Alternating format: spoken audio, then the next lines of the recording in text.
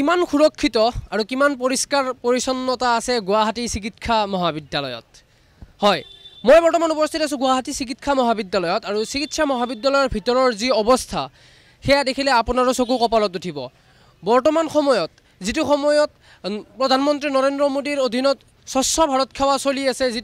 যেটো আঁচনিৰ অধীনত গোটেই ৰাস্তা ঘাট পদূলি সকলো পৰিষ্কাৰ পৰিচ্ছন্নকৈ ৰাখিবলৈ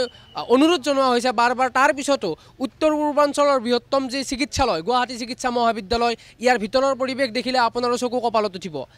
ইয়াৰ ভিতৰত এটা পৰ্যাপ্ত পৰিমাণৰ ডাষ্টবিনৰ ব্যৱস্থা নাই কোনো ধৰণৰ পৰিষ্কাৰ পৰিচ্ছন্নতাৰ ওপৰত গুৰুত্ব দিয়া হোৱা নাই ইয়াৰ যি অৱস্থা সেয়া দেখিলে আপোনাৰ চকু কপালত উঠিব চাৰিওফালে কেৱল গুটখা বা তেনে ধৰণৰ বস্তুৰ পেকেট বা বিভিন্ন ধৰণৰ বস্তু তেনেকুৱা দেখিবলৈ পোৱা গৈছে এই ক্ষেত্ৰত চিকিৎসা মহাবিদ্যালয় কৰ্তৃপক্ষ বা গুৱাহাটী মিউনিচিপালিটি বৰ্ডৰ ফালৰ পৰা কোনো ধৰণৰ একো কাৰ্য হাতত লোৱা দেখা যোৱা নাই অথচ এফালে বাৰে প্ৰধানমন্ত্ৰী নৰেন্দ্ৰ মোদী ডাঙৰীয়াই যি